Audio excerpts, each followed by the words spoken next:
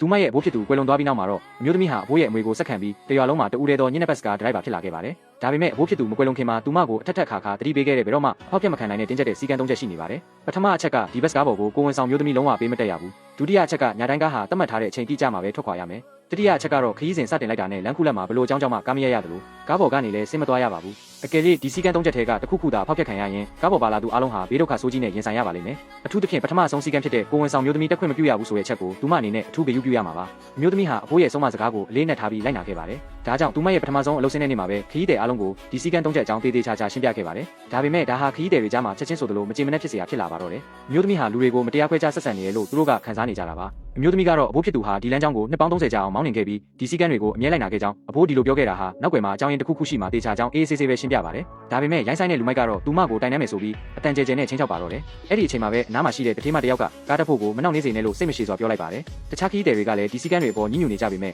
ဒါဟာရွာမှာရှိတဲ့တစီရဲသောညနေပတ်စကားဖြစ်နေပါတယ်။အကယ်၍ကားလို့သွားရင်အိမ်ပြန်နိုင်မှာမဟုတ်တဲ့အတွက်သူတို့အားလုံးဟာတဖြည်းဖြည်းနဲ့ကားပေါ်တက်ခဲ့ကြပါတယ်။အားလုံးနေရာတကျထိုင်ပြီးတဲ့အခါစိတ်မအေးဖြစ်နေတဲ့အမျိုးသမီးဟာစီကံတွေကိုနောက်တစ်ကြိမ်ထပ်လောင်းသတိပေးပါတယ်။ခရီးသည်တွေကတော့စိတ်မရှိတော့ပဲစကားထက်ခိုင်းပါတော့တယ်။ကားပေါ်မှာကိုဝန်ဆောင်ဘယ်သူမှမပါတာကိုအားလုံးကအထင်ရှားမြင်နေရတာပဲလို့သူတို့ကဆိုပါတယ်။အနောက်ကဘိုးကိုတယောက်ကလည်းလူတိုင်းစီကံနားလေကြတာမို့အေးအေးဆေးဆေးသာကားမောင်းဖို့ပြောလိုက်ပါတယ်။ဒါကိုကြားတော့မျိုးသမီးဟာဆက်ပြီးရှင်းမပြတော့ပဲဒရိုက်ဘာကုန်းမှာထိုင်ဆနိုးပြီးထွက်ခွာလာခဲ့ပါတယ်။ကားစားထွက်ပြီးမကြခင်မှာပဲចောင်းသူလေးတယောက်ကတကယ်လို့ဒီကားပေါ်မှာကိုဝန်ဆောင်တယောက်တကယ်ပါလာရင်ဘာဖြစ်မလဲလို့ဆက်စုပြီးမေးလိုက်ပါတယ်။ဘေးနားကတက်လက်ပိုင်းမျိုးသမီးတယောက်ကတော့ပါလာလဲဘာမှမဖြစ်ပါဘူးဒီလိုစီကံမျိုးကဒီလောက်ထိထူးဆန်းနေလိမ့်မယ်လို့ငါလုံးဝမထင်မိဘူးလို့ချက်ချင်းပဲဆိုလိုက်ပါတယ်။လူမိုက်ကလည်းမျိုးသမီးကသူတို့ကိုခြောက်လက်နေတာပါလို့ဝင်ထောက်ခံပါတယ်။အဲ့ဒီအချိန်မှာပဲမျိုးသမီးဟာဘရိတ်ကိုအတင်းတင်းပြီးကားကိုရုတ်တရက်ရက်လိုက်ပါတယ်။သူမဟာခရီးသည်တွေကိုသူမကိုလိမ်မပြောဖို့နောက်တစ်ကြိမ်ထပ်မံတတိပေးပါတယ်။အကယ်လေးရှေ့ဆက်သွားနေရင်တော့နောင်တရဖို့အခွင့်အရေးရှိမှာမဟုတ်တော့ပါဘူး။လူမိုက်ကတော့ဒေါသတက်ကြီးနဲ့မင်းမရက်တော့ဘူးလားလို့အော်ဟစ်မင်းမြန်းပါတယ်။ကားပေါ်မှာလူနှဲငယ်ပဲရှိတာမို့ကိုဝန်ဆောင်ကဘယ်ကနေရောက်လာမှလဲလို့သူကဆိုပါတယ်။တထေးမကတော့ဒရိုက်ဘာဟာကိုဝန်ဆောင်လေးစီကနေကားနဲ့ဆက်တောင်းချင်လို့ဒီလိုလုပ်နေတာလို့ထင်နေပြီးသူမကိုယ်တိုင်မတိုင်ရောက်ရင်ဒေါ်လာ100ပို့ပေးပါမယ်။အခုလိုတန်တရားဝင်စရာတွေရှောက်လို့မနေနဲ့လို့ပြောပါတယ်။ရုံးဝင်တဲ့အမျိုးသမီးတယောက်ကလည်းသူမမှာကိုဝန်မရှိတာတေချာကြောင်းနဲ့ကားကိုမြင်မောင်းဖို့တိုက်တွန်းပါတယ်။ဒါနဲ့အမျိုးသမီးဟာကားကိုပြန်ဆထွက်ခဲ့ပြီ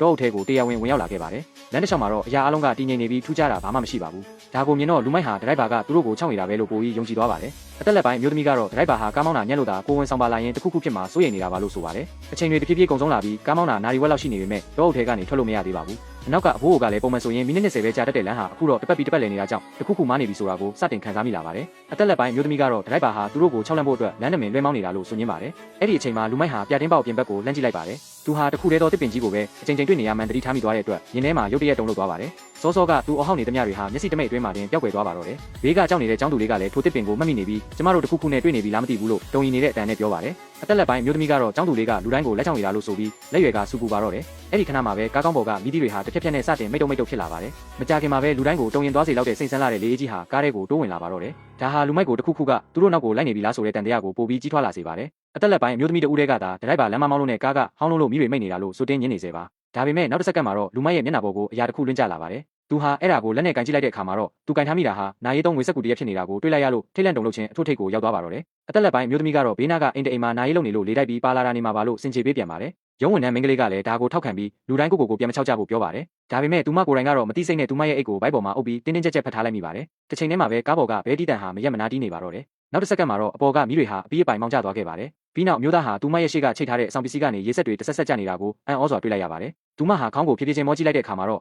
့အစောကဘာမှမရှိတဲ့လမ်းမထက်မှာတစ်ပင်ဟာဘယ်ကနေရောက်လာမှမသိပေါ်လာပါတော့တယ်။ခံကောင်းစွာနဲ့ပဲသူမဟာဘရိတ်ကိုအချိန်မီနင်းလိုက်နိုင်လို့မတိုက်မိပဲလွတ်သွားခဲ့ပါတယ်။အမျိုးသမီးဟာအချိန်ကိုကြည့်လိုက်တဲ့အခါနာရီဝက်ကျော်သွားပြီဆိုတာကိုသိလိုက်ရပါတယ်။အဲ့ဒီတော့မှသူမဟာလမ်းမတာမဟုတ်ပဲကားပေါ်ကတယောက်ယောက်ကစီကံကိုဖောက်ဖျက်ပြီးကိုဝန်ဆောင်ဖြစ်ကြောင်းကိုရှိုးဝက်ဖုံးကွယ်ထားမှန်းသဘောပေါက်သွားပါတော့တယ်။သူမဟာဒရိုက်ဘာခုံကနေချက်ချင်းထိုက်ရက်လိုက်ပြီးဘသူကစီကံဖောက်တာလဲလို့အော်ဟစ်မင်းမြင်လိုက်တဲ့အခါကားပေါ်ကခရီးသည်အားလုံးဟာမင်းတက်ပြီးတုံလို့ချောက်ချသွားကြပါတော့တယ်ဗျာ။